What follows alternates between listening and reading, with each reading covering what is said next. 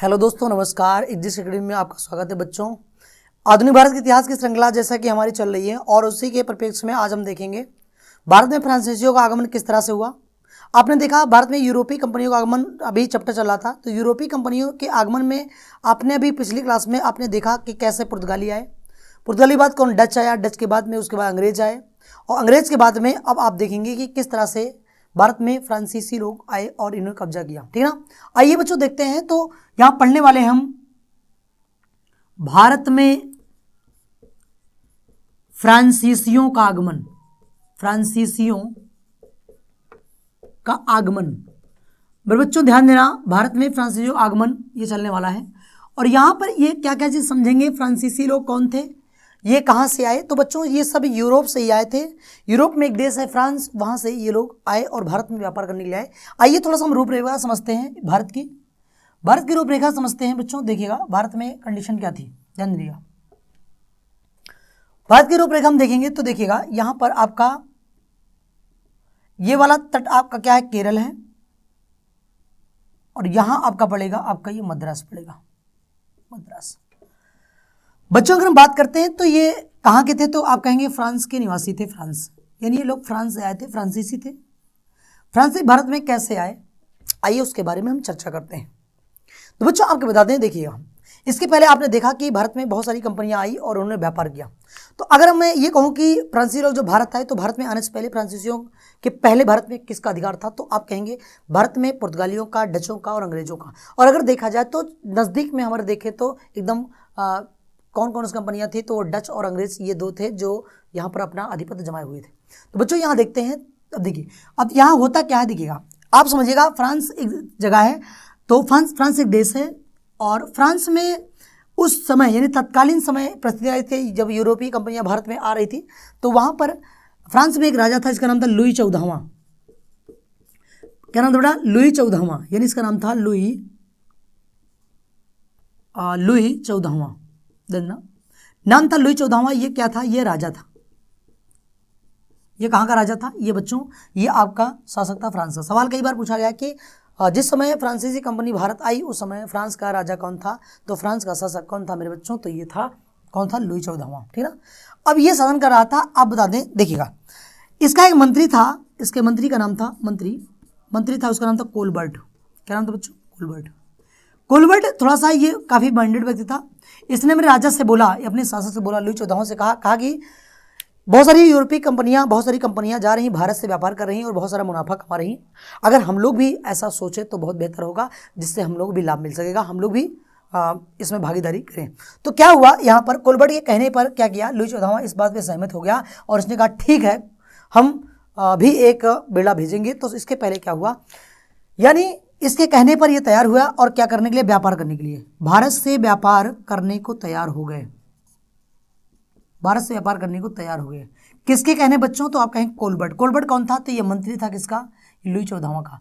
जिस समय फ्रांसीसी कंपनी भारत आई उस समय किसका शासन था, तो बच्चों क्या कहेंगे, लुई 14वां का शासनकाल चल रहा था। ठीक है ना। उसके मंत्री का नाम था कोलबर्ट था और वो उसने ये मंत्रणा किया, ये बात अपने शासक से कही कि जो है भारत में व्यापार किया जाए और इस पर सहमत हो गए। यानी यहाँ का जो शासक था लुई 14वां, ये सहमत हो गया और सहमत होने के बाद में इसने क्या किया, सबसे पहले एक कंपनी की स्थापना की गई। यहाँ पर एक कंपनी बनाई गई और उस कंपनी का नाम था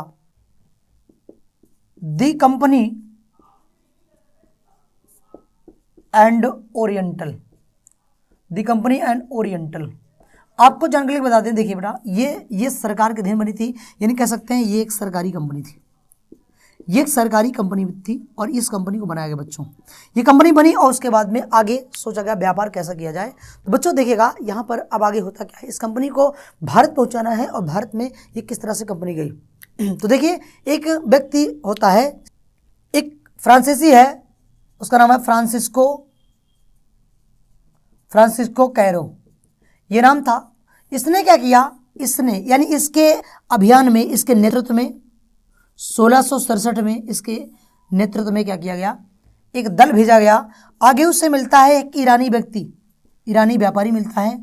उस ईरानी व्यापारी की सहायता से ये कंपनी जो है ये भारत भेजने के लिए, यानी ये इस कंपनी को भारत भेजने की शुरुआत की। वैसे अगर देखा जाए तो भारत में फ्रांसीसी जो है ये 1664 में ही आ चुके थे। कब आए थे? 1664 में आ चुके थे बेटा। लेकिन जो ये कंपनी थी, इस कंपनी के एक दल को जो है फ्रांसिस कैरो के नेतृत्व में ये एक ईरानी व्यापारी की सहायता से 1667 में यहाँ भेजा गया और ये कंपनी यहाँ से आगे बढ़ी और आगे सीधा ये भारत की ओर आई, है ना।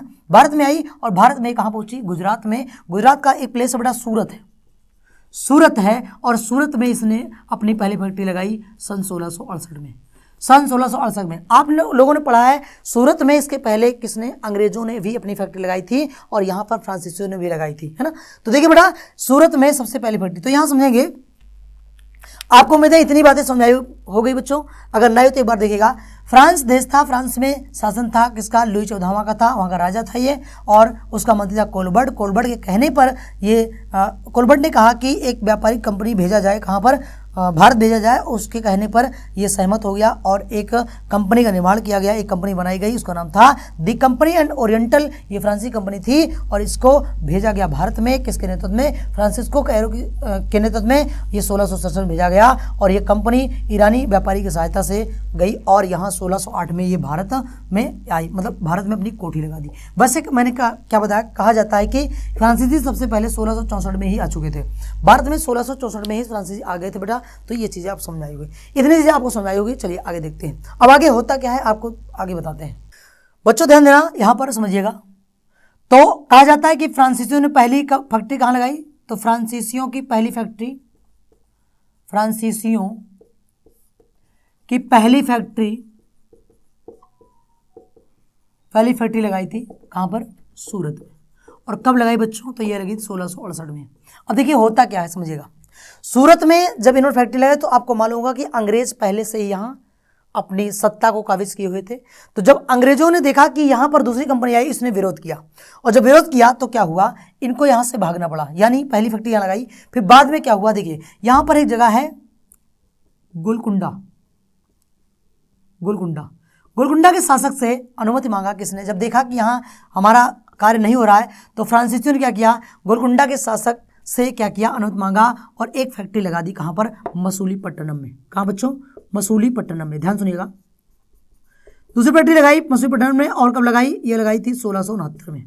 तो आपसे अगर कहा जाए कि फ्रांसीसियों की दूसरी फैक्ट्री कौन सी लगी थी, तो दूसरी फैक्ट्री फ्रांसीसियों के बच्चों ये लगी थी कब? ये लगी थी कहाँ पर? मसूलीपट्टनम में। मसूलीपट्टनम में यहाँ पर लगी थी, और ध्यान देना मसूलीपट्टनम में। और कब लगी थी? 1669 में। इतनी बातें आपको समझ में बच्चों आई होगी। पहली फैक्ट्री कब लगी थी? 1668 में लगी थी। कहाँ लगी थी? सूरत में। ये क्वेश्चन कई बार आया है। दूसरी लगी थी मसूलीपट्टनम में और 1669 में। किससे जो है अनुमति मांगी थी? तो गोलकुंडा के शासक से इसने क्या किया था? अनुमति मांगी थी। किसने? गोलकुंडा के शासक से अनुमति मांगी थी। ठीक बच्चों, इतनी बातें आप समझ चुके होंगे। गोलकुंडा के शासक से अनुमति मांगी थी किसने? इसने। ठीक ना। आइए देखते हैं इसके अलावा।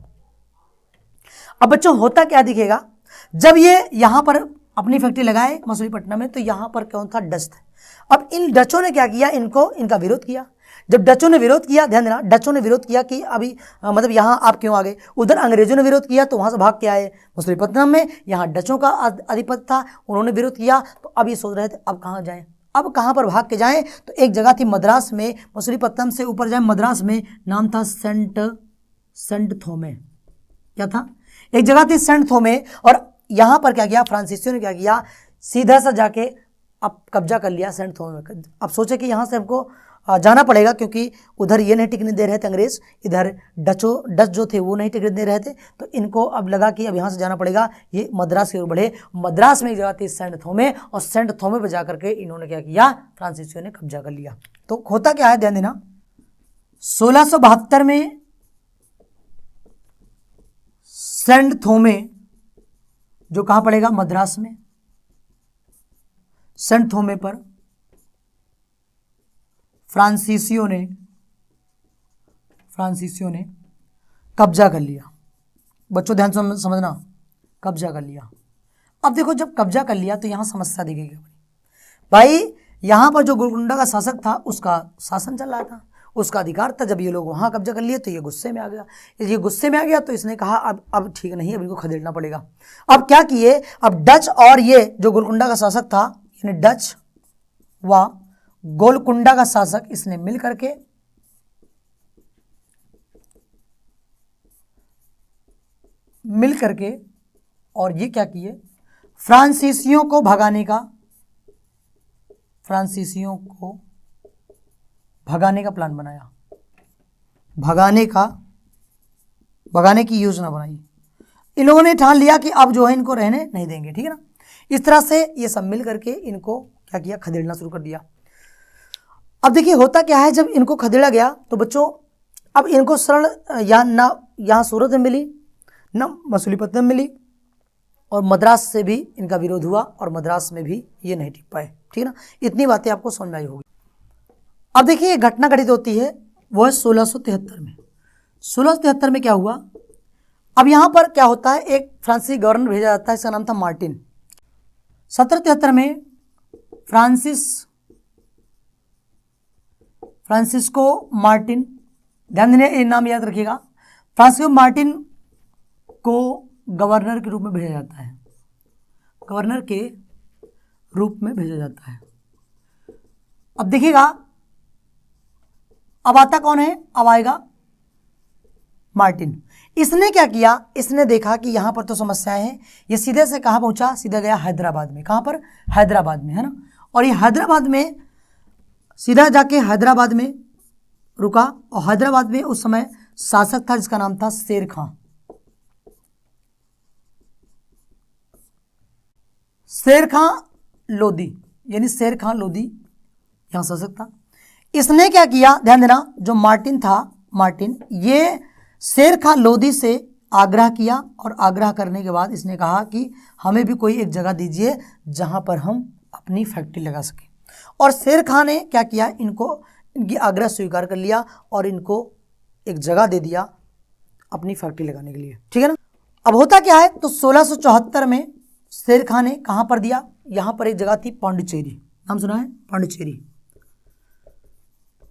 पांडिचेरी यानी एक गांव था, तो पांडिचेरी नामक गांव में शेर खां लोदी ने, ध्यान देना ये वही है शेर खां लोदी, यानी पांडिचेरी जो था, पांडिचेरी में एक गांव फैक्ट्री के लिए दे दिया, फैक्ट्री के लिए दे दिया, ठीक बड़ा।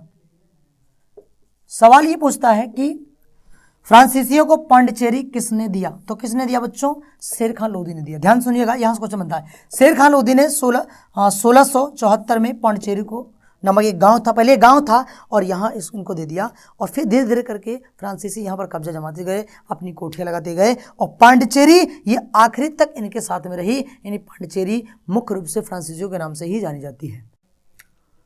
आप बता दें 1954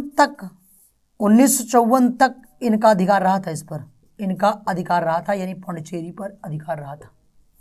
मेरे बच्चों इतनी बातें समझ में आई होगी। आइए एक बार देखते हैं, हमने क्या बताया कि अचानक परिवर्तन होता है। 1673 में फ्रांसिस्को मार्टिन आता है, गवर्नर बन के आता है, और ये कहते हैं कि इसको वास्तविक गवर्नर माना जाता है, वास्तविक संस्थापक कह सकते हैं, वास्तविक रूप से इसने सारा कुछ किया। और ये क्या करता है, ये जब देखता है कि सब को भगा दिया गया है, तो हैदराबाद जाता है। हैदराबाद में शेर खां लोदी होता है, उससे आग्रह करता है, एक जगह मांगता है कि हमको फैक्ट्री लाने की जगह दी जाए। तो शेर खां लोदी क्या करता है, 1674 में ये पांडिचेरी को दे देता है, किसको, फ्रांसीसियों को दे देता है, और ये पांडिचेरी लोग अपनी बस्ती में बसाते हैं, और 1954 तक इस पर इनका अधिकार रहता है। तो मेरे बच्चों इतनी चीज़ें आपको अच्छी समझ में आ गई होगी। चलिए देखिए आगे देखते हैं। अब देखते हैं बच्चों, समझिएगा अब होता क्या है। अब यहाँ पर तो इसकी बस्ती मिल गई, किसकी, पांडिचेरी में, किसके, फ्रांसीसियों को। अब ये सोचते हैं कि अब हम थोड़ा आगे बढ़े, तो ये लोग बंगाल की ओर बढ़े। कहाँ पर, बंगाल की ओर। बच्चों ध्यान देना, अब इन्होंने सोचा कि हम बंगाल की ओर जाएं, तो बंगाल की ओर ये पहुंचे, तो बंगाल में गए तो एक जगह थी, का नाम था चंदनगर। वहाँ पर इन्होंने क्या किया, बंगाल में चंदनगर बसाया। लेकिन समस्या यहाँ पर ये खड़ी हो गई बच्चों कि आपको पहले पता है कि यहाँ पर क्या था, यहाँ डच और अंग्रेजों का पहले से आधिपत्य रहा है, डच और अंग्रेजों का आधिपत्य पहले से रहा। और इन लोगों ने इनको जब देखा तो इनको सोचा कि इनको यहाँ टिकने नहीं दिया जाएगा, और ये लोग क्या करते हैं, ये लोग दोनों मिल करके इनको भगाने की कोशिश करते हैं। फिर उसके बाद क्या होता है, डचों से इनका मुकाबला होता है, डचों से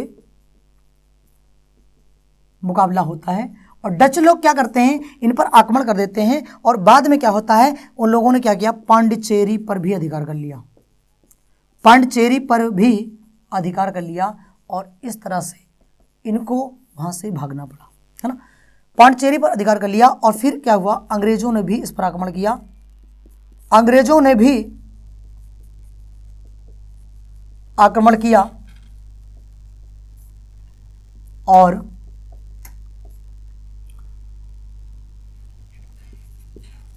इन्हें भारत से बाहर खदेड़ने की योजना बनाई,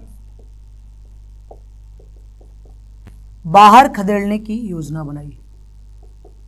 और बच्चा इसके बाद क्या होता है, फिर फ्रांसीसियों और अंग्रेजों से युद्ध होता है। 3 महत्वपूर्ण युद्ध आपने सुना होगा जिसका नाम है आंग्ल फ्रांसीसी युद्ध। इतना बात समझ में आई बेटा? चलिए देखिए आगे देखते हैं। इसके बाद अंग्रेजों और भारतीयों, अंग्रेजों और फ्रांसीसियों में युद्ध होता है जिसे कहते हैं आंग्ल फ्रांसीसी युद्ध। आंग्ल फ्रांसीसी युद्ध होते हैं और कितने होते हैं बच्चों, तो इनके 3 युद्ध होते हैं, 3 युद्ध होते हैं। इसे आंग्ल कर्नाटक युद्ध भी कहा जाता है। तो प्रथम होता है, द्वितीय युद्ध होगा और फिर अगला तृतीय युद्ध। ये 3 युद्ध लड़े जाते हैं, ठीक ना। और इनका सन देखिएगा, पहला युद्ध जो होता है ये 1746 से 1748, अगला होता है 1749 से 1754, अगला होता है 1755 से लेकर के 1763। 7 वर्षीय युद्ध के नाम जाना जाता है। तो ये 3 युद्ध होंगे, इनके बारे में चर्चा हम अगली वीडियो में करेंगे बच्चों। इस तरह से यहाँ पर फ्रांसीसियों ने अपना कब्जा किया। तो बेटा यहाँ याद करने की चीज़ें क्या क्या हैं। फ्रांसीसियों को पहली फैक्ट्री कब लगी, 1668 में लगी। कहाँ पर लगी, सूरत में। फ्रांसी भारत कब आए, 1664 में भारत आए, ठीक ना। और उसके अलावा देखेंगे तो इनकी मेन बस्ती कौन थी, पांडिचेरी थी। ये सारी चीज़ें आपको समझना है। इस तरह से आप लोग इसको आगे इसकी क्लास और भी आगे हम अभी लेके चलेंगे। तो अगले में हम पढ़ेंगे किस तरह से आंग्ल और फ्रांसीसी युद्ध हुए और उसका क्या निर्णय रहा। तो बहुत बहुत धन्यवाद बच्चों। अगर आपको क्लास अच्छी लगी हो तो लाइक, शेयर और सब्सक्राइब जरूर करें।